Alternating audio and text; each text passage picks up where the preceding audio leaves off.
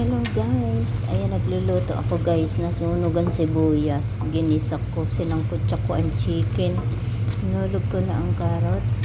Ayan, magluluto tayo ng aking ulam, tsaka ito. Ayan, wala akong ulam, so ayan, gisa-gisa lang. Iniisip ko kung chop suey na may krema, parang nakakasawa naman na. Parang gusto ko ganito na lang, huwag nang lagyan ng krema. Cream at saka fresh milk. So ganyan na lang yata. Sabaw na lang na ganyan. Lagyan ko ng konting sabaw guys. Yan ang ating ulam. Ito naman ay ulam ng 3 person. Yan, marak adas. Lagyan ko ng gulay. Nalagyan natin yung kusa, yung upo, tsaka okra.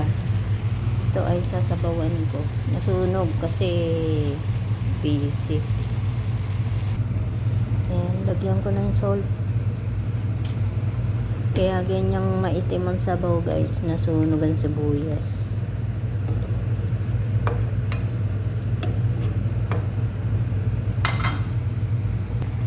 Lagyan ko ng black pepper. Ayan, masarap ang ating ulam kahit maitim ang sabaw. Gawa ng chicken at sibuyas na sunog, sinasangkutsak ko. Nasunog.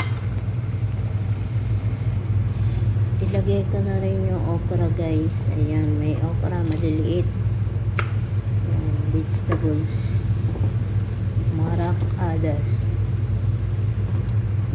May asin na rin yan guys. Yan, lulutuin na lang natin gulay.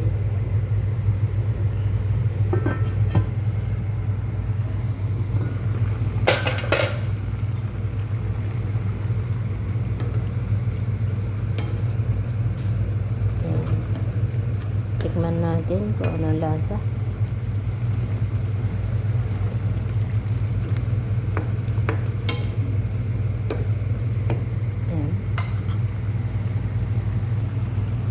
Guys, lalagyan ko nito fresh milk. Hindi siya masarap pagka ganun. Sapsoy natin, bahala na. Tapos lalagyan ko nitong cooking cream. Hindi siya masarap pagka ganun lang water. Nasunog pa ang tubig. Ayan, ito baka sakaling magkalasa na, hindi masarap, hindi kasi nasunog yung sibuyas, so naging black. Kaya ganyan na ngayon. Lagyan ko na lang ng cream para lumasa. Hindi na yata ako sanay kumain ng walang cream ang chop suey. Hindi ko nasarapan. Napunta tuloy sa chop suey. Ayan. Ayan. Niluluto ko lang yung cauliflower. Wala tayong broccoli, kaya ito lang ating gulay at saka repolyo. Ayan. Maraming repolyo at saka cauliflower. Broccoli ang wala.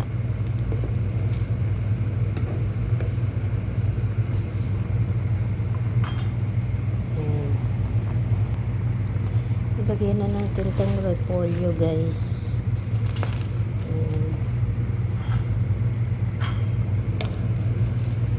Masarap ang ating ulam kahit sunog, kahit naging kulay brown.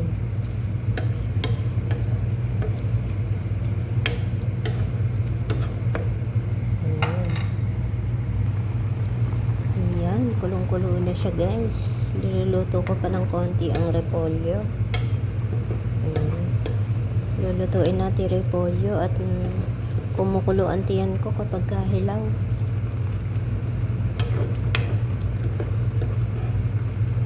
Sarap. May ulam na tayo. Ilang araw na naman nating ulam.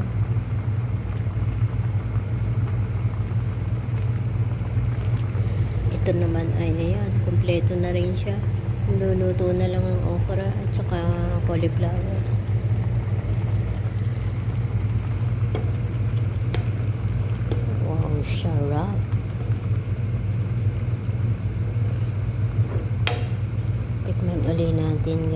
masarap siya.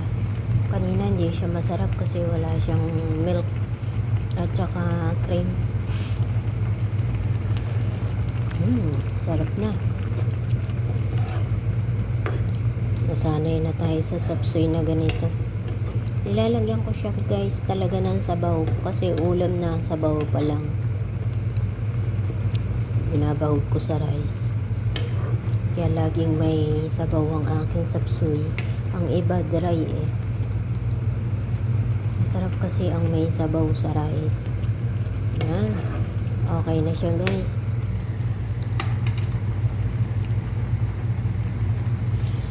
Ayan, okay na to guys. Ika-close na natin ang apoy. Thank you for watching guys. Bye.